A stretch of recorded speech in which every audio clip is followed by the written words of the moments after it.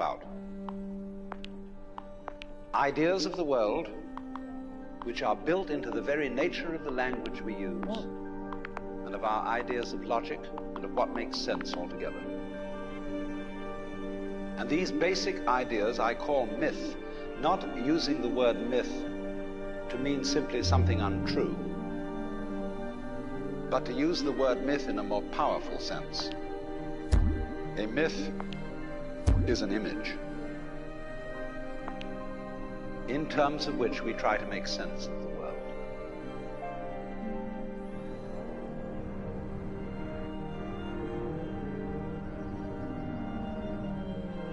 You, as a human being, you grow out of this physical universe in just exactly the same way that an apple grows off an apple tree.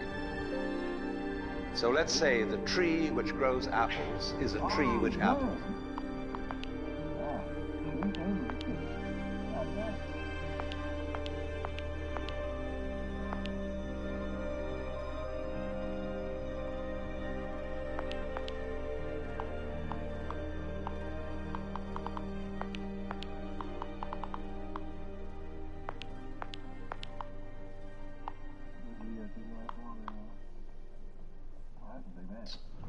Using apple as a verb. And a world in which human beings arrive is a world that peoples. And so the existence you mean of hot people... New Guinea. You got them Yeeties out.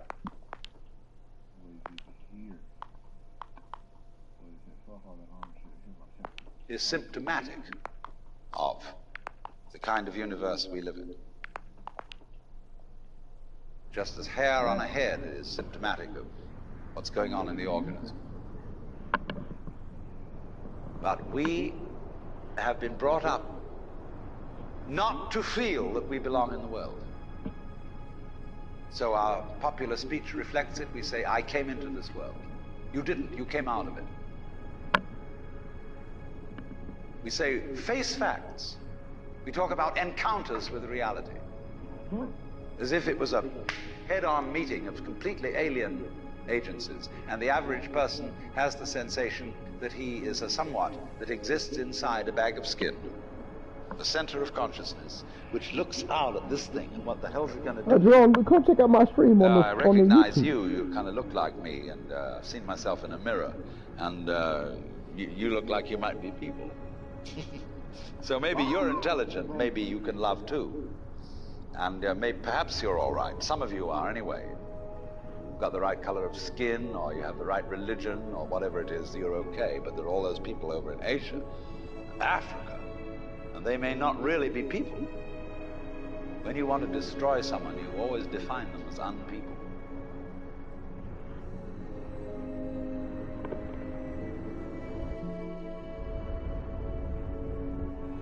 We have this hostility to the external world because of the superstition, the myth, the absolutely unfounded theory that you yourself exist only inside yourself. Yeah.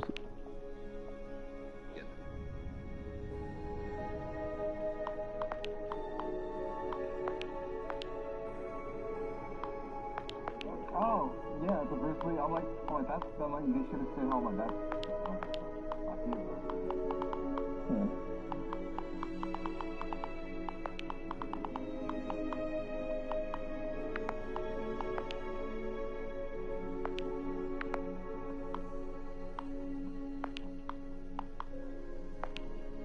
What I would call a kind of a basic problem we've got to go through first is to understand that there are no such things as things.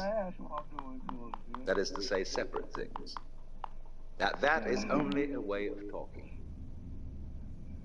If you can understand this, you're going to have no further problems. I once asked a group of high school children, what do you mean by a thing? And first of all, they gave me all sorts of synonyms. They said it's an object, which is simply another word for a thing. It doesn't tell you anything about what you mean by a thing. Finally, a very smart girl who was in the group said a thing is a noun. She was quite right. A noun isn't a part of nature, it's a part of speech. There are no nouns in the physical world. There are no separate things in the physical world either. See, the physical world is wiggly. The clouds, mountains, trees, people are all wiggly. And only when human beings get working at things, they build buildings in straight lines and try and make out that the world isn't really wiggly. But here are we sitting in this room, all built on straight lines, but each one of us is as wiggly as all get out.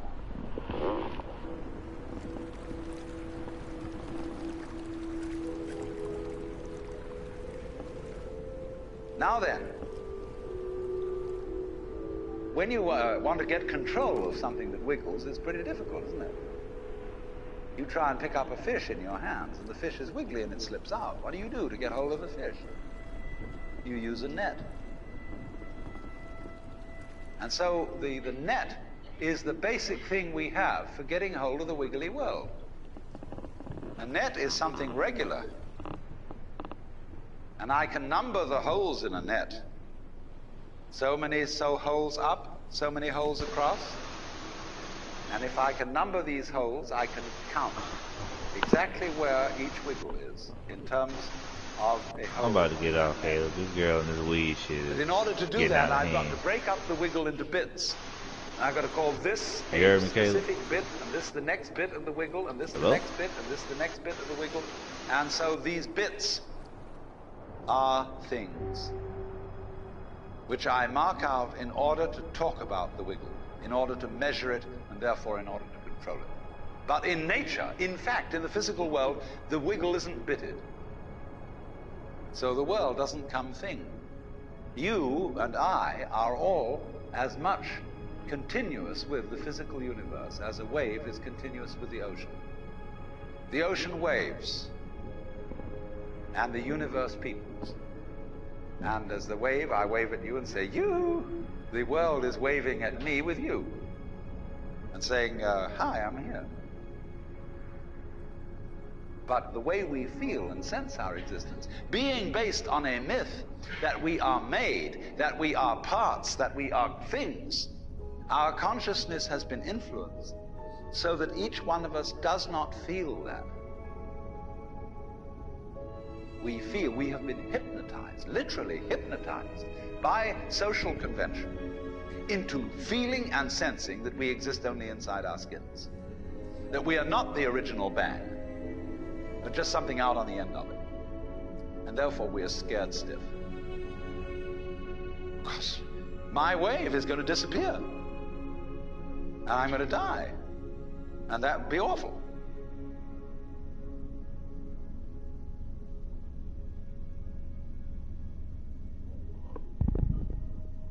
You are a fluke.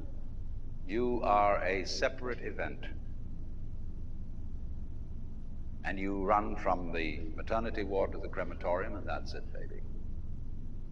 Now, why does anybody think that way? There's no reason to, because it isn't even scientific.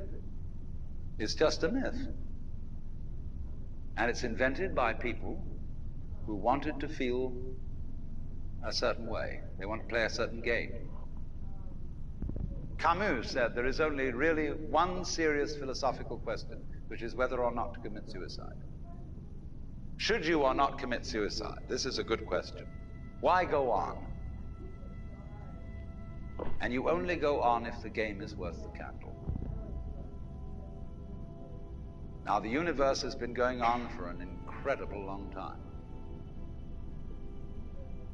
And so really, a satisfactory theory of the universe has to be one that's worth betting on. That's seems to me absolutely elementary common sense. If you make a theory of the universe which isn't worth betting on, why bother? Just commit suicide. But if you want to go on playing the game, you've got to have an optimal theory for playing the game.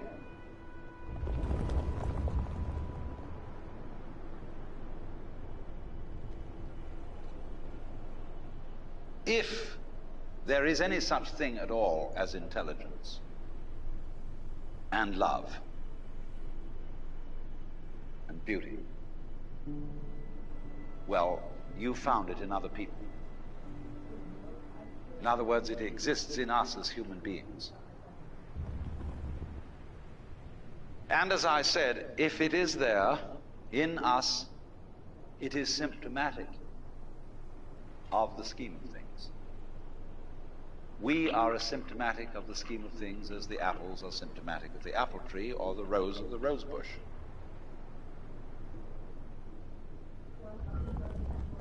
The earth is not a big rock infested with living organisms any more than your skeleton is bones infested with cells. The earth is geological, yes, but this geological entity grows people. And our existence on the earth is a symptom of the solar system and its balances, as much as the solar system in turn is a symptom of our galaxy.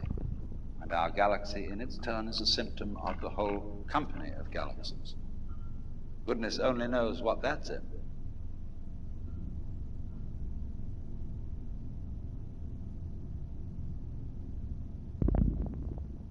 When, as a scientist, you describe the behavior of a living organism, you try to say what a person does. It's the only way in which you can describe what a person is. Describe what they do. Then you find out that in making this description, you cannot confine yourself to what happens inside the skin. In other words, you can't talk about a person walking unless you start describing the floor. Because when I walk, I don't just dangle my legs in empty space. I move in relationship to a room. And so in order to describe what I'm doing when I'm walking, I have to describe the room. I have to describe the territory. So in describing my talking at the moment, I can't describe this just as a thing in itself, because I'm talking to you. And so what I'm doing at the moment is not completely described unless your being here is described also. So if that is necessary, if in other words, in order to describe my behavior, I have to describe your behavior and the behavior of the environment, it means that we've really got one system of behavior. That what I am involves what you are. I don't know who I am unless I know who you are. And you don't know who you are unless you know who I am. In other words, we are not separate. We define each other. We're all backs and fronts to each other. We and our environment, and all of us and each other, are interdependent systems. We know who we are in terms of other people. We all lock together. And this is, again and again, the serious scientific description of how things happen. And any good scientist knows that what you call the external world is as much you as your own body.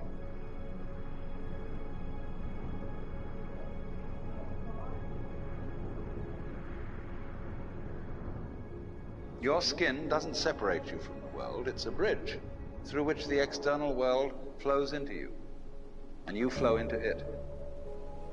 Just, for example, as a whirlpool in water, you could say because you have a skin, you have a definite shape, you have a definite form. The whirlpool is a definite form, but no water stays put in it. The whirlpool is something the stream is doing. And exactly the same way, the whole universe is doing each one of us. And I see you today, and I recognize you tomorrow, just as I would recognize a whirlpool in a stream. I'd say, oh yes, I've seen that whirlpool before. It's just near so-and-so's house on the edge of the river, and it's always there. So in the same way, when I meet you tomorrow, I recognize you. You're the same whirlpool you were yesterday. But you're moving. The whole world is moving through you. All the cosmic rays, all the food you're eating, the stream of steaks and milk and eggs and everything is just flowing right through you. When you're wiggling the same way, the world is wiggling, the stream is wiggling you. But the problem is, you see, we haven't been taught to feel that way. The myths underlying our culture and underlying our common sense have not taught us to feel identical with the universe, but only parts of it, only in it, only confronting it, aliens. And we are, I think, quite urgently in need of coming to feel that we are the eternal universe, each one of us. Otherwise, we're going to go out of our heads. We're going to commit suicide, collectively, courtesy of H-bombs. And, all right, supposing we do, well, that will be that, and it'll be life making experiments on other galaxies. Maybe they'll find a better game.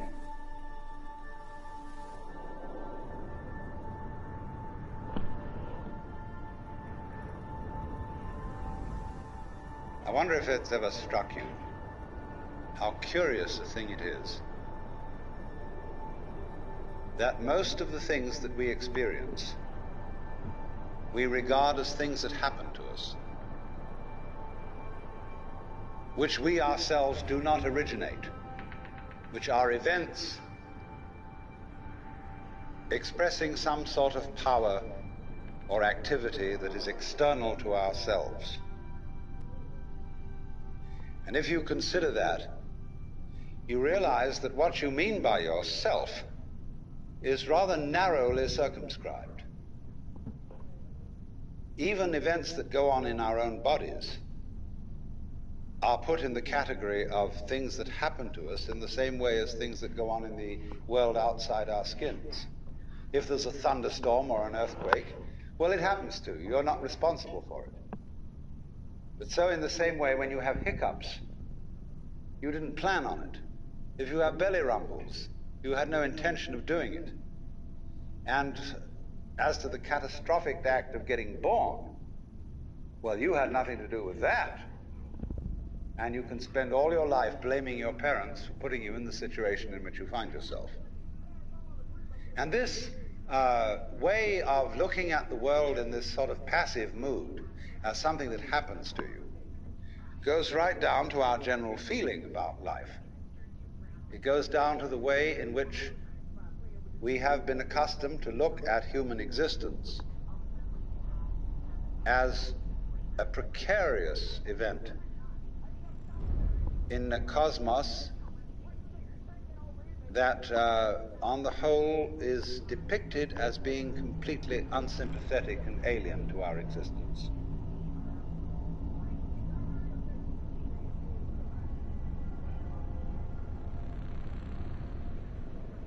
If you're reared with a 20th century, or shall we say an early 20th century common sense, which is based on the philosophy of science of the 19th century, you regard yourself as an accident, a biological accident, in a stupid universe, which is mechanical, but has no feelings. A vast, pointless gyration of radioactive rocks and gas in which you happen to occur. Of course, if you don't have that point of view and you are more traditional, you look upon yourself as a child of God, and therefore under authority. In other words, there's a big boss on top of all this. And you better watch your P's and Q's, because that Almighty is looking after you with the attitude of this is going to hurt me more than it's going to hurt you. And when you look at the world in that image, or in the other image that it's a stupid mechanism, either point of view you take, you don't really belong. You are not really part of all this. Or to put it in the strongest possible way, it is quite alien to our thought that the external world, which is defined as something that happens to you, and your body itself is something that you got caught up with, it is quite alien to consider all that as you yourself. Because you see, we have such a myopic view of what oneself is.